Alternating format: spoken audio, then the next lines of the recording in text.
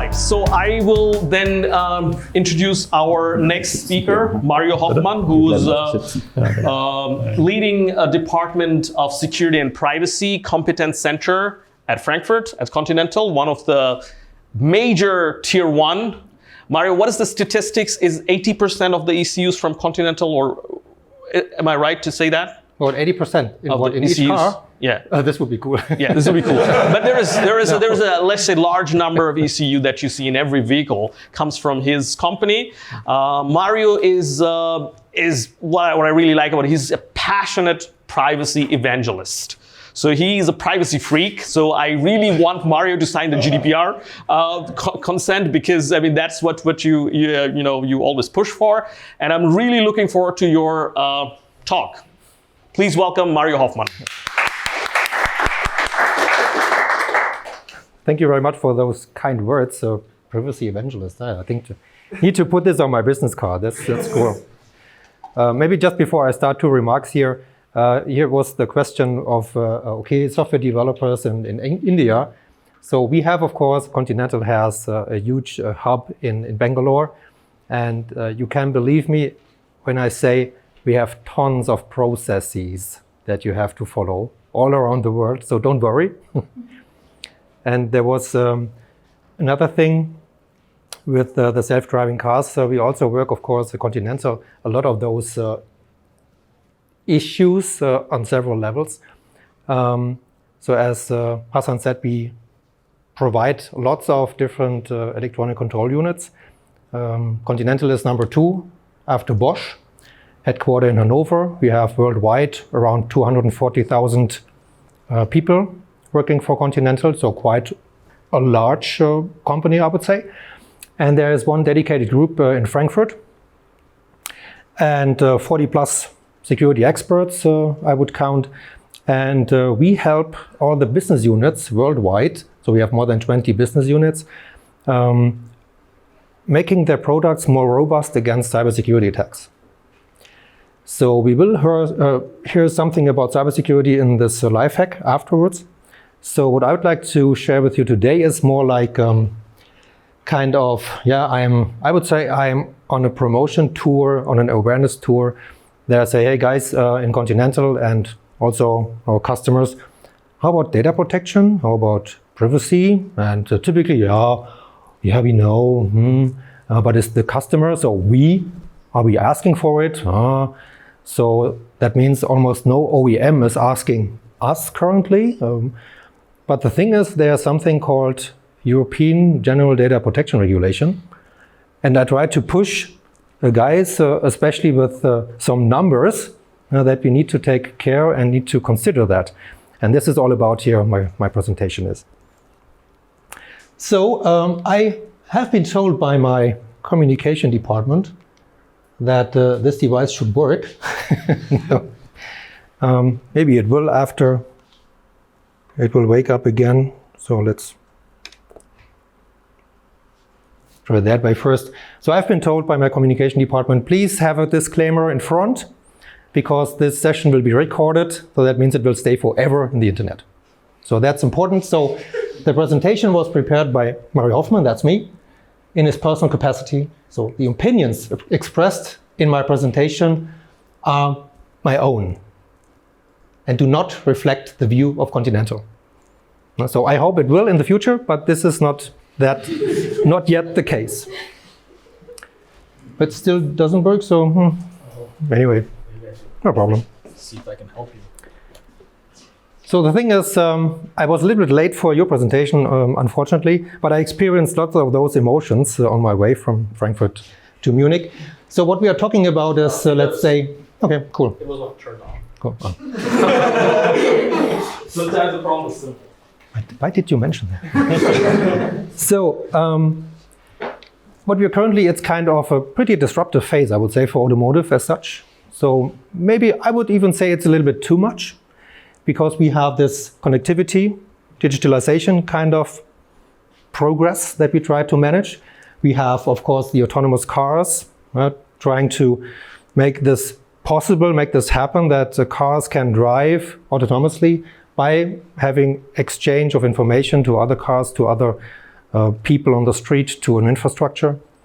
We have smart city approaches that we say, okay, there are in the future a lot of digital services, mobility services offered by smart cities.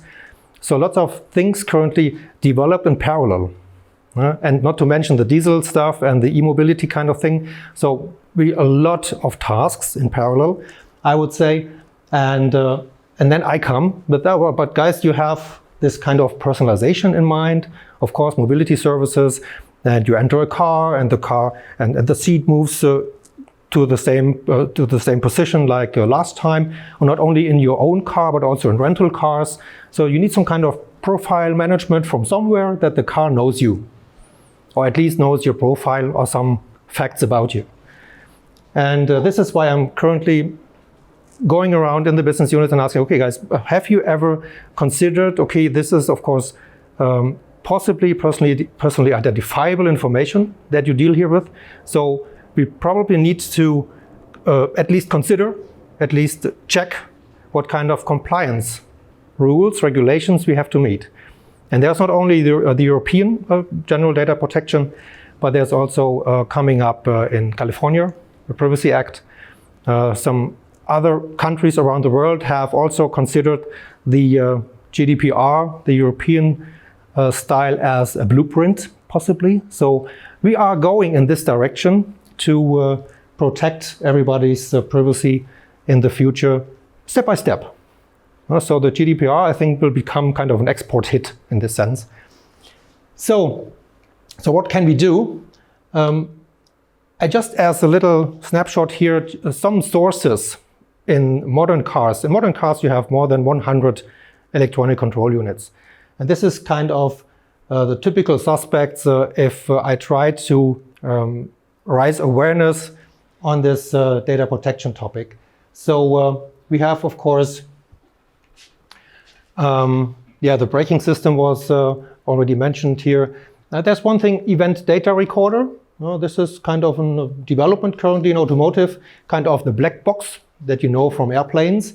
So because when it comes to accidents in the future, you need to prove at court, okay, who was driving? The car in autonomous mode or yourself? Well, this has a huge impact on your insurance. The other things, infotainment systems, I think this will be the system where you connect your mobile phone, for example, or other devices, and exchange your phone book, maybe exchange contacts and so forth. So there will be a huge movement integration of the apps of the mobility services that you're currently using on your smartphones or other mobile devices in the car.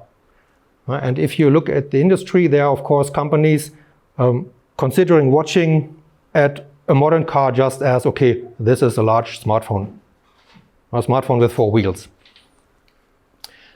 So we have other things, more technical ones like diagnostic interfaces, also telematic units, engine control units. Here it comes to information which could be interesting for predictive maintenance. So the vendor, the car manufacturer would like to know in advance when maybe the engine needs an update or some kind of refurbished things in the garage. We need to think about also some kind of maybe weird things like a tire pressure information. Can this become a personally identifiable information? Maybe a single one, maybe not. I was asked 2 years ago already by OEMs, how about those little information here or a single radar sensor data? Come on guys, this is not relevant to GDPR, isn't it? And so, well, it depends. So if you store and aggregate those data for a certain period of time, you could derive a navigation profile. So are you driving more in an aggressive mode, or are you more a defense driver? So these things could be derived. This is again interesting for insurances, for example. So there are always stakeholders, whatever kind of information the car generates, there's always somebody who would like to consume it. This is for sure. And this, to make more transparent, is one of the goals of the GDPR, transparency, as we will see later. And you could say, okay, if all this information stays in the car and only certain occasions in the garage or so, data will be computed, processed, and further aggregated. No, I think there are lots of mobility services in the future based on vehicle-to-X communication, so to other vehicles, to smart city infrastructures, and also, of course, to cloud services currently provided by OEMs, by the car manufacturers, which currently is also kind of, I don't know whether they have thought about it. Maybe you have seen that there is a Daimler cloud, there is a BMW cloud, possibly there's a Toyota cloud. I have really to check who is already in this kind of business. And there's another goal of the GDPR, which says data portability. Okay, and now I see lots of data silos popping up. And there's another thing, it's my data. So there's supposed to be some functionality, I hope, which makes it possible to get an export. So maybe after 5-7 years, I would like to change the brand. I would like to take all this data with me. It's my data, give it to me. And not as a printout, no, because somehow in a digital way that I can just personalize my new car with the same data I have already processed and generated the last 7 years. So lots of questions, lots of nightmares. Yeah, software over the air, that's another nightmare, I can tell you, but this would be also fill another presentation. So anyhow, to make it a little bit more tangible, what I typically do when I go to managers, because I need some budget of course to do these things. I say, well guys, do you know this date? Anybody? I think some of you know. So this was when the GDPR, the General Data Protection Regulation, came into force last year. So, and then I say, yeah, okay, if you don't know, can you assume what those numbers mean? Then sometimes just I give a hint then, 4%, 4%, what does that mean? Well, this is the maximum fine that you have to pay if you violate the GDPR per case. And if you have 100 ECUs in the car, and each of those could cause a case, this can ruin you in a minute. If you don't do it, if you don't consider it, if you don't address it. And the numbers are here. The first one is the Volkswagen. So the annual turnover in 2016 worldwide was 17 billion. And these would have been the maximum fine. The same here for Continental. So it's more than a billion, which makes a difference if you have it or not, certainly. This is one of our competitors, Denso. So this is how I try to get the attention. And typically if I, okay, I thought, yeah, you're right. So let's have a closer look. So closer look. Yeah, it came into force last year, but we didn't know. Here's another argument. So how couldn't you double negation? No. How is it possible that you did not know that this exists? So there was already the Data Protection Directive in the European Union, which basically has the same stuff in it like the GDPR, just an update. The difference was there were no sanctions here. So no fees, just let's say 100,000 here, 200,000 there. So the cases in the last years, Facebook had to pay just pocket money. Nobody cared. So the next step then, okay, here update process is needed because of all these new digital connected services. So there was then, okay, in 2012, the Parliament was ready to publish here the General Data Protection Regulation as a draft. So this was draft past the EU Parliament. Then we had again kind of a negotiation phase called a trilogue in the European Union. So you have to take all the stakeholders into account here and negotiate on this. And this negotiation, there was an election in between, it was already dead. It was already dead. Well, then we had Edward Snowden. I have a little shrine at home and every night I thank you, Edward. So this because then actually there's also a little movie I can recommend, Democracy, which shows and it's a documentary about this process at the European Parliament, at the Commission, and all these stakeholders. Very interesting. Seeing all these influences, all these kinds of lobby things. Excellent movie. So, okay, 2016 then, finally then published because of this acceleration here. Acceleration after another 4 years. It has been published, May 2016. And then again, okay, there was then this application phase, but then 2018, okay, enforced. Okay, also data protection officers, of course, know that automotive industry is pretty conservative. So if you buy a car today, don't expect that this is GDPR compliant. It has been designed 5-6 years ago. And even cars in 3 years, I would say probably not. So I try to influence decisions that maybe in 5-6 years, so the next generation of new cars is considering that. Actually, I had a plan here. There's an excellent episode from The Simpsons. I can really recommend. It's in the season 30, the latest. It's episode 5. It's on self-driving cars. A must-see. I think we had some kind of copyright issues here. We couldn't show it here, but do it. A must. Yeah, and then now we have 2019, and I'm asking OEMs, for example, hey, I don't mention any brand, but hey guy, how about when can I buy a GDPR compliant car?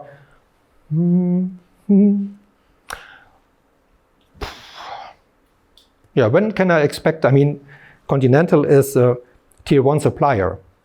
And we rely on getting requirements from the car manufacturers. And then Continental consider that, and that, okay, dear customer, we will implement that. And I can tell you there's not that much about data protection now in those requirements. No? Not that much. Some of the OEMs think it's a legal problem. So we can solve it legally. But how is this supposed to be? I mean, it's in the future, because this is not the intention of the GDPR, it's not like that you buy a car and in your contract on page 10, in one of the footnotes in font size 6, it's explained that after you sign your contract, any kind of data will be sent to anybody. No, of course not. The intention is that you have the possibility to configure your privacy settings at any time.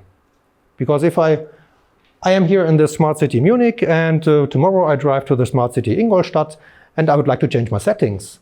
Because here I enjoy some of the mobility services that maybe in Ingolstadt are not provided, or I don't trust Ingolstadt for some reason. I don't care. I just want to have the choice. And this needs to be implemented, realized in future cars in some kind of interface. Human-machine interface. Designers here already. A brilliant field. Because it's also not like that when you drove through a smart city, that each and every smart traffic light, are you ready to share your data with this traffic light in front of you? Yes. And 100 meters after, are you ready to share? No, of course not. I don't want to bother the passengers, the drivers. Of course, you need to find strategies. I don't know. It's an open field currently. So what can we do? This is just to give them some background. If people say, yeah, what exactly is it about? Then you can read, of course, the GDPR. It's pretty abstract because it's supposed to be applied to all industries. But there are, of course, some headaches here, right to be forgotten. How do we do that? Okay, as long as you have the data in the car. Okay, so even here it's not that easy to choose and delete the right data, and the car is still driving. But once you have sent it to some backend, to a cloud infrastructure, maybe shared with third parties, okay, sticky policies, some kind of data management in the background. Okay, sounds like we need another 100 people realizing that. Cost driver. Privacy by default, yeah, this is an abstract. Data portability I mentioned already. So how make this possible, that you can export your data and import it in a new car. This includes actually, what is actually identifiable information? I see it's just a question of time and aggregation kind of thing. So each and every data in my mindset can be a potential data which can become relevant to these considerations here. Yeah, and those, of course, the intensified sanctions are, that's then the go. It's nothing new. We have this in the internet. There was some kind of, from the National Strategy for Trusted Identities in Cyberspace. So this has been published by the Obama administrative at that time, 2013. And we just heard, there is an automotive security standard upcoming next year, and then we have common ground. I mean, of course, we do already a lot in cybersecurity. But the good thing here is that there is already a pretty mature standard that you can directly use. Well, privacy principles. ISO, so super, 29100, published 2011. Okay, this is cool. And here we all have these kind of consent and choice, purpose legitimacy. So we need to have kind of a purpose binding, purpose limitation. So it's not like that you get the data and just store it for the sake of storing it because in 3 years you have a nice business case for it. No, doesn't work like that. Data minimization. So all these kind of things that we have here now in this GDPR already well defined. Well, it's also kind of bad because you don't have any excuse not to do it in a standard way. So having said that, then I typically move on to, but is it really a risk? How can we calculate? Impact is high, but a probability. Hey guys, I mean, there are cases, and it's not only the internet guys here which have to pay fines. There's also this kind of British Airways, some data breach last year, and they now have to pay the fine to $30 million. We have the Marriott hotel chain, 99 pound, a million, sorry, 99 million pounds. So, there are cases, guys. So we need to take this really seriously. So, having said that, I would like to ask you, so I hope I triggered some of thoughts here, ideas there. So what could be, if you look at it from a holistic point of view, and I think most of you are maybe computer scientists, electrical engineers, so in this sense, automotive interesting, but you also maybe drivers, passengers, you are participants of mobility kind of things. And if you now think about your own privacy, and imagine you enter a car, what could be features? How could this be kind of visible in a modern car? This kind of privacy, let's call it privacy controls. As we have maybe today, we have several security controls. Security controls are, for example, any kind of crypto. We sign software packages. We encrypt software packages before we send them over the air as an update. We have so-called secure boot processes to say, the hardware and the software is integer, authentic, still the same kind of stuff, not manipulated from last time. So these are security controls. So just to quickly, let's say, 2-3 more slides, and then we have a break. So this is how my research colleagues looked at it the last 3-4 years from kind of a configuration kind of thing. So how could settings look like in a car? So assume that this is displayed in your future entertainment, infotainment system in the car. Of course, only if you stand, not while driving, because while driving, reading, no, don't do that. So, but the thing is, the point is here that you have different pre-configurations for typical categories, like you would like to share the road condition, maybe you would like to share vehicle diagnosis, maybe you would like to share dangerous objects. What else do we have? Traffic signs, maybe you would like to share here location services, maybe efficient driving, you would like to share information with the backend services. So, and if we have then a closer look here at the road condition, you can configure. Okay, would you like to share the speed? Would you like to share traction system information, GPS, temperature, suspension system? So these are some data that could be shared, and you can configure it. I tend to say that this service doesn't make sense if you don't share the GPS coordinate. But if you think a little bit about, okay, but couldn't we make it a little bit more privacy preserving? If there is just one single road, it's pretty clear which road you drive. So maybe the cell information from a mobile network could be enough. Not necessarily, it needs to be the GPS coordinate, which makes it possible to locate you exactly. So, and these are, just thoughts, just let's say triggers to think in the right direction, to ask the right questions. And this is currently the status we are. We are by far from solutions. Currently, I think OEMs, car manufacturers tend to have the strategy, okay, if you'd like not to share data, there's some privacy mode. So you press just one button in the car and then no data is sent to anyone. But then I think this is unbalanced because I would like to enjoy mobility services. So lots of efforts, I think, in this direction to be done in the future. So make it short, takeaways, the why, the what, and the how. I think the why is pretty clear. I will not turn managers or car manufacturers into privacy evangelists. It's not like because they think, oh, GDPR, brilliant, we do. No, it's just sanctions. When it comes to money, there will be actions.